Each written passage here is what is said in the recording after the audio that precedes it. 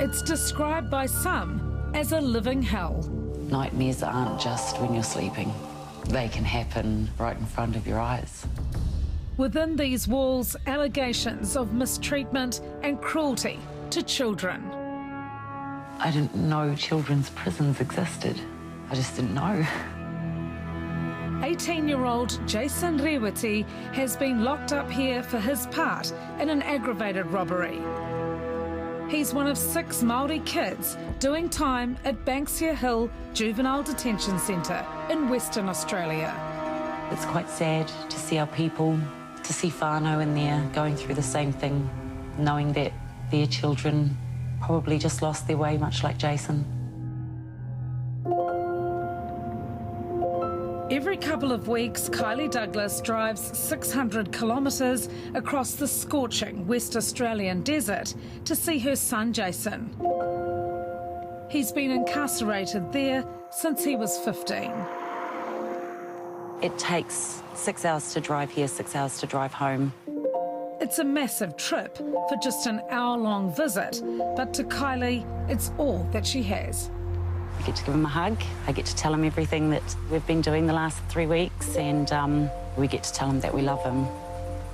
Yeah. Look him in the eye and tell him we love him. Hello. Hi, son. What are you doing? Nothing. What are you doing? Yeah. In between her face-to-face visits, Kylee has to be content with video calls like this. Jason's grown from a boy to a man in Banksia Hill. She'd never imagined this for her son. Walking into a child's prison to visit your baby is not something you ever get used to. I don't know how many times I've said to people, if you'd asked me, you know, back then, I would have said, no way. That's not my son, that's not us. But here we are. Kylee, her husband and 4 kids moved from Tauranga to Western Australia in 2012. Kalgoorlie is now home. 6 hours out of Perth, the small mining town is set deep in the Lucky Country's red desert. Like many whānau, they came here in pursuit of a better life, to work hard and make good money in the mining industry. I suppose, much like anybody, the financial prospects were better. And as a family, we wanted more for the kids, more opportunity for the kids. Yeah. Her 2 other boys and 10-year-old daughter, Ashley, have soaked up the opportunities in their adopted home. But Jason struggled with the move. He wasn't the same smiley kid. So he was always the fun-loving one. He was the one that didn't take things too seriously. Everything was always very happy-go-lucky. Jason tried living with his father in Sydney, but started going off the rails. He was just starting to scratch on the border of coming into contact with police in Sydney, and that's what we were trying to avoid. Didn't quite work out like that. Not at all. In November 2014, Jason and 2 other teenage boys were charged with aggravated robbery after ransacking an elderly man's home here in Perth. Jason was 15 years old, and his involvement in that burglary would be the turning point for him and his whānau. There'd be no going back. He hung his head and he said, Mum, some of my friends robbed a house, and I was there. So I was devastated. So I rang the detective and I drove my son to the police station. And he handed himself in.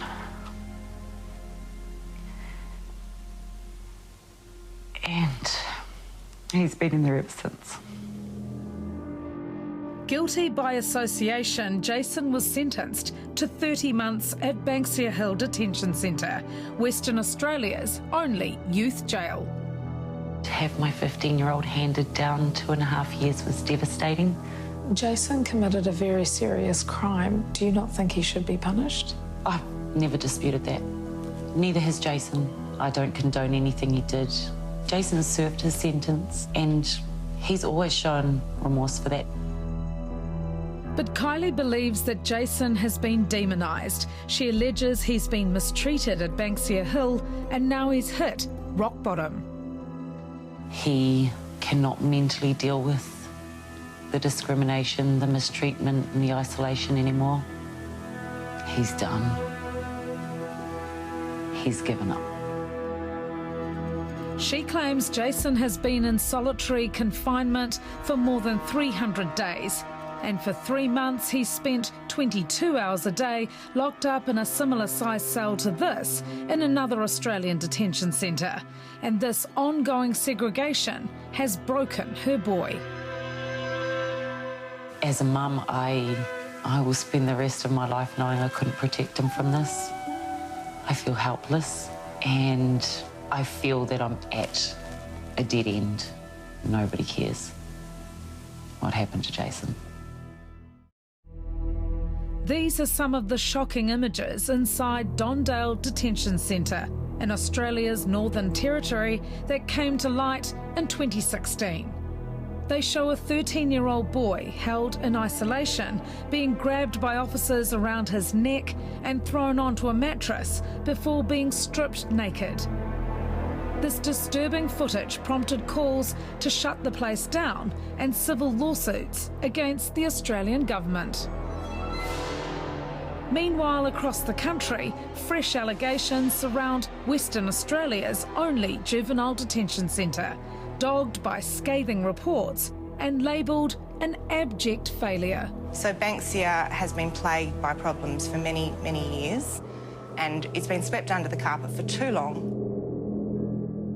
Lawyer Tammy Solonec is the Indigenous Rights Manager for Amnesty International. The human rights group were made aware of Kylee Douglas's claims concerning her son in December last year. There are blanket prohibitions at international law on the solitary confinement of children. It just should not be happening, and it should not be happening in Australia.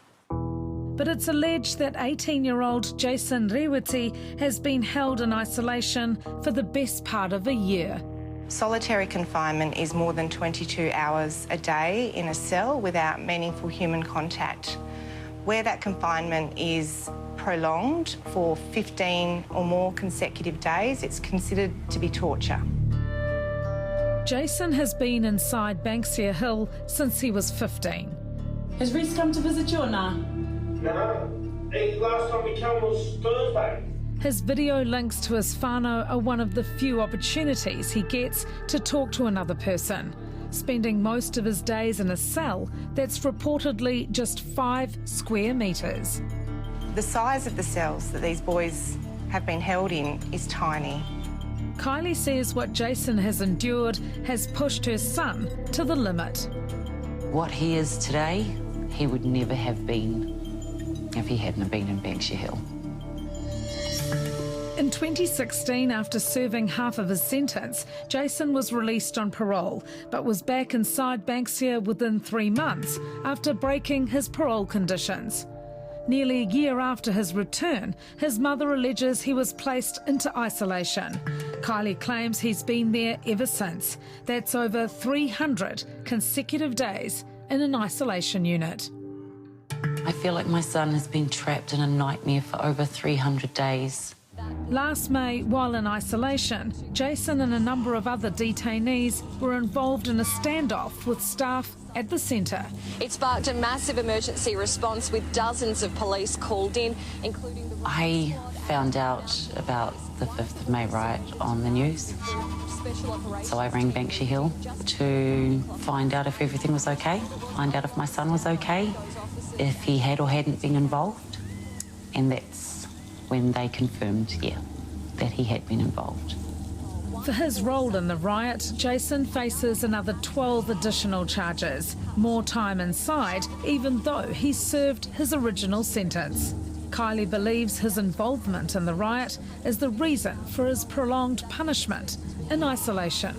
They are denying Jason everything. He's the only one of all the boys that were involved in that riot that is still down there. And he has been down there for over 100 days, more than any other child that was involved in that riot. There is a lot of evidence, medical evidence, to show that solitary confinement and separation from others is not good for any human being, but it's particularly bad for children and particularly bad for teenagers. Their brains are still developing. It's very damaging. And Kylee says being in isolation has had a huge impact on Jason's mental health. Did staff at Banksia Hill ever tell you that Jason was self-harming? No, I found out through a letter that Jason wrote that he had self-harmed and that he was classed as a continuous self-harmer. Jason has self-harmed more than 100 times and Tammy has seen the evidence. I know that Jason is Maori, but I feel that a lot of the treatment that he received is similar to the treatment that Aboriginal children here in Australia receive. When I interviewed him, I did ask if I could see his arms, and he did show me the scars on his arms. So this is a child that has been crying out for help. He felt that letter was his last straw, and that sometimes he wanted to die. And it's not just Jason. It's been revealed that over the past 16 months, an unprecedented 272 incidents of self-harming and 6 attempted suicides have occurred at the detention centre. Children self-harm when they can't take their frustrations out on anyone else, and it's easier to do it on themselves. So the fact that so many children at Banksia have been self-harming over such a prolonged period, including Jason, shows that there's something seriously wrong at Banksia. I don't understand that you would tell me that there is no footage left in a prison. Kylee has been challenging the detention centre to release their CCTV footage under the Freedom of Information Act to prove how long children like Jason are locked in their cells. Banksia Hill's footage and camera system runs on a 28-day loop. So after 28 days, all their footage is then recorded over. So we have been told that we will never get the footage to be able to prove what they did to Jason and the rest of the kids. Down here are the observation cells. They call that the fishbowl. Amnesty International are also concerned with the revolving door of senior staff at the youth jail, staff who've come from working in adult maximum security prisons. I don't think that anybody who is used to a regime of a maximum men's security prison should be in charge of a regime for children. Not having the expertise to deal with these young people's complex needs could explain the centre's woeful rehabilitation rates. Recent figures show that more than half of the juveniles released from detention here are back in the youth justice system within a year. If they believe treating boys like animals is rehabilitation, they shouldn't be working there. Banksia Hill refused to be interviewed or show us around their facilities. They say no detainees have been isolated in cells without access to essentials like education and medical support. What are your biggest fears for Jason right now? My greatest fear has been that a child in Banksia will die. 6 attempted suicides between January 2016 and July 2017. We are so lucky we didn't lose a child. Kylee's allegations have now resulted in a full inquiry. I really struggle to understand how a government can allow a child to be separated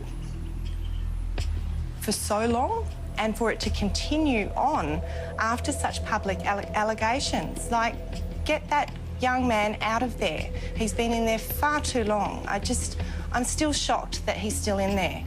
Kylee hopes justice for her son doesn't come too late. I'm worried I will get a phone call to say that Jason died in his cell the night before. At this point, that is my biggest fear. And then I'll have to take my baby home and bury him.